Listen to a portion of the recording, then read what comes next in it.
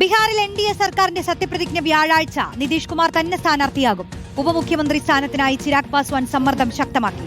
NDA MLA-മാരോട് പട്നയിലെത്താൻ നിർദ്ദേശം നൽകിയിട്ടുണ്ട്. RJD-യിൽ കുടുംബകലഹം രൂക്ഷമാവുകയാണ്. രോഹിണി ആചാര്യയെ പിന്തുണച്ച് BJP നേതാക്കൾ രംഗത്തു വന്നു. നോബിൾ മാരിക്കാരൻ ചേരുന്നു. നോബിൾ, സത്യപ്രതിജ്ഞയുമായി ബന്ധപ്പെട്ട വിവരങ്ങൾ എന്താണ്? ഉപമുഖ്യമന്ത്രി സ്ഥാനത്തേക്ക് പിടിവലിയുണ്ടോ?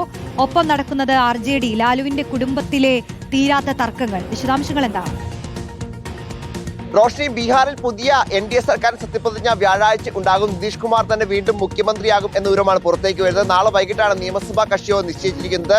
മുഖ്യമന്ത്രി അടക്കം 36 മന്ത്രിമാർ ഈ മന്ത്രിസഭയിൽ ഉണ്ടാകും. അതിൽ JDU-ന് 14, BJP-ക്ക് 16, LJP-ക്ക് 3, അതോടൊപ്പം തന്നെ ജിതൻ റാം മാഞ്ചിയുടെ HM-ന് 1, ഒപ്പം ഉപേന്ദ്ര കൃഷിയുടെ 6, LSP-ക്ക് 1 എന്നിങ്ങനെയാണ് മന്ത്രിസ്ഥാനം വീതം വെക്കിയാൽ.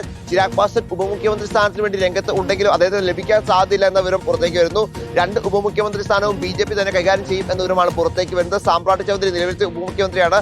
അദ്ദേഹം ഉപമുഖ്യമന്ത്രി സ്ഥാനത്ത് തുടരും. അതേസമയം വിജയ് സിൻഹയ്ക്ക് പകരം മറ്റാരെങ്കിലും കണ്ടെത്തുമെന്ന സൂചനയും ഇക്കാര്യത്തിൽ പുറത്തേക്ക് വരുന്നുണ്ട്. പ്രധാനമായും ഇത്തരത്തിൽ NDA എല്ലാ സജ്ജീകരണം ഒരുക്കൊണ്ട് സത്യപ്രതിജ്ഞയ്ക്ക് ഒരുങ്ങുമ്പോൾ RJD ക്യാമ്പിൽ വലിയ പൊട്ടിത്തെറികൾ തുടരുകയാണ്. പ്രത്യേകിച്ച് ലാലു പ്രസാദ് യാദവിന്റെ മകൾ രോഹിണി ആചാര്യ ഇന്നും രൂക്ഷ പ്രതികരണവുമായി രംഗത്തേക്ക് തന്നെ അപമാനിക്കുകയാണ് എന്നാണ് അവർ പറയുന്നത്. വൃത്തികെട്ട വൃക്ക താൻ അച്ഛന് ദാനം ചെയ്തു എന്ന പ്രചരണം ചിലർ നടത്തുന്നു എന്ന ആരോപണവും അവർ ഉന്നയിക്കുന്നു. തേജ്പ്രതാപ് യാദവ്, അതായത് ലാലു പ്രസാദ് യാദവിന്റെ മൂത്ത മകൻ രോഹിണിക്ക് പിന്തുണയുമായി രംഗത്തേക്ക് വന്നിട്ടുണ്ട്. BJP-യും രോഹിണിക്ക് പിന്തുണയുമായി എത്തുന്ന കാഴ്ചയും എന്താണെങ്കിലും കാണാൻ കഴിഞ്ഞു.